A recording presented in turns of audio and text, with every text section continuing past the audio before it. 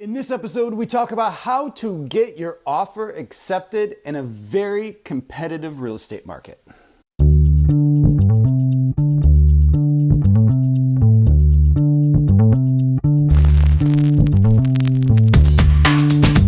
This is episode 29 of the Inside Real Estate Show. And I am your host, Darin Persinger of Persinger Group Real Estate, where we give you the insight behind the real estate information, analysis, and advice to help you make smart home buying, home selling, or real estate investing decisions. Welcome to the show. Before we get started, before we get into the main topic, I've been postponing the show for a little while because if you're watching this on video, I cut myself shaving. I've been trying to stop the bleeding, so one of two things. Please ignore the blood. The show must go on. Two, if I pass out during the show, that will be the end of it. So take what you can get before I pass out from loss of blood. Main topic today. I got a question via Twitter from someone that has found us online, has been asking us some questions about real estate. They're thousands of miles away in a completely different market, but they're coming to us for some advice on home buying. And I thought it was a great topic to discuss here in the show. So we're going to get into that. But before we do, let's do some housekeeping. Housekeeping! If you head over to the persingergroup.com/blog and check out some of the articles we have over there, and you live in Snohomish and you're into gardening or you want to get into gardening, you like that idea, head over to persingergroup.com/blog, where we've posted some information about the gardening club. Slow down, Darin. I might be getting lightheaded from the loss of blood. How am I doing down here? Gardening club in Snohomish. So they're going to meet on April 30th.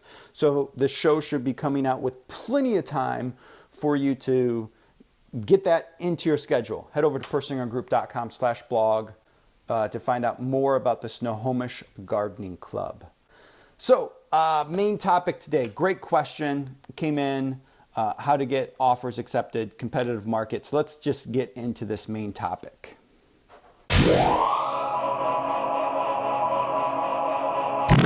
All right, a question came in via direct message on Twitter. Someone that has connected with us online, likes the show, values our opinion, asked us, I have a question, and I hope you don't mind me asking for advice again. I really value your opinion. Here's the thing. I would show you this message, but since it's direct message, I feel like the person wanted to keep it a little bit private. So you're just going to have to take my word for it that here's the question that was coming in. I said, go for it. Okay, so here's the question that he has. I've been working with a realtor for a few weeks now. I've put in 2 offers in that time. 2 offers. First offer was significantly outbid, listing agent's remarks, but I wasn't 100% on it, so no big deal. Though at the time, getting outbid by a lot was concerning. Yesterday, I found a property on my own.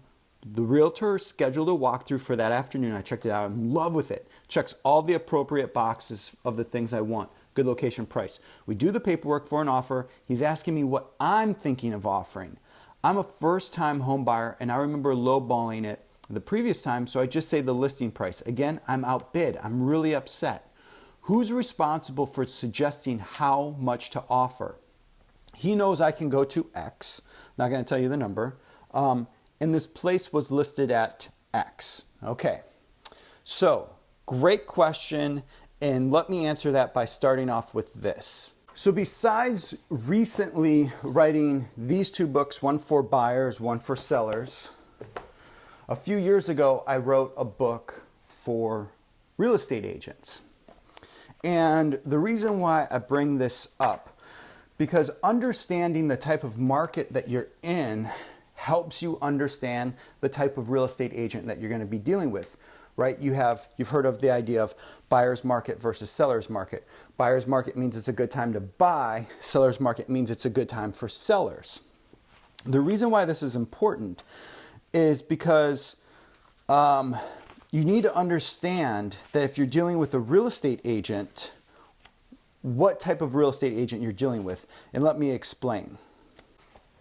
So in this book, I give 2 examples of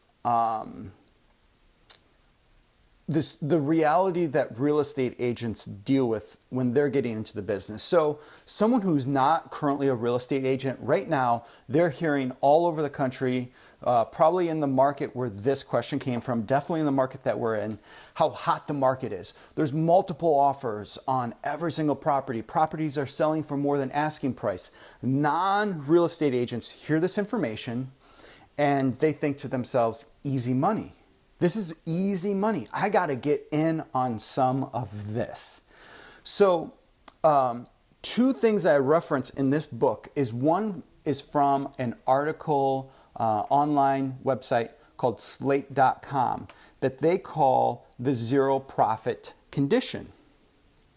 The zero profit condition basically states that when there's a low margin to entry, when there's a low barrier to entry, everyone gets in on it, and then that gets rid of the profit. So there's no real estate agents in a top market, in a hot market like a seller's market, don't make any more money than when the market is bad and it's a buyer's market, because there's so many real estate agents getting into the market now. Another thing that I reference is a book called Shift, How Top Real Estate Agents Tackle Tough Times by the author Gary Keller, who's also the founder of the brokerage that I belong in. And he calls it the law of equilibrium. So as the market increases, agents start jumping on the tail and they're riding the tail of that bandwagon. And when the market decreases, all those agents get out.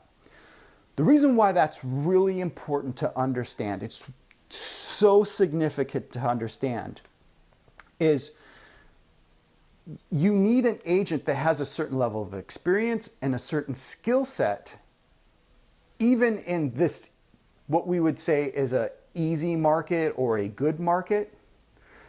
You still need an agent with skill sets. But if your agent is inexperienced, if they just got in because they thought it was going to be easy money, how are they truly going to help you? Okay? So here's how I responded to Kyle. I said, most realtors need permission to lead and consult. Many are just going to take orders and do what you ask. If you need their expertise, you'll have to ask for it. One question you might want to ask them, I'll assume that they're experienced and know what they're doing, is what is your strategy? Question number 1, what is your strategy to win in multiple offer situations? And then question number 2, how many times have you worked with buyers who have gotten their offer accepted in those multiple offer situations? Okay, so those are the 2 questions you have to ask, because understanding that right now, sure, you might know a real estate agent in this type of market across North America, the majority of you probably already know a real estate agent. Everyone's getting their real estate license. The person in your HR department probably has their real estate license. Your local bartender that you go to has their real estate license. Everyone's getting their real estate license right now because they think it's easy money.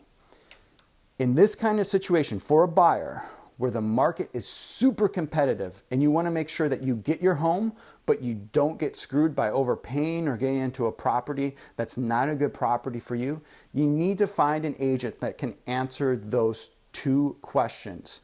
Repeating before I end this. Number 1, what is your strategy to win in a multiple offer situation? And number 2, how many times have you worked with buyers who've gotten their offer accepted in those multiple offer situations? If your realtor can't answer those questions, I highly suggest you look for a realtor who can.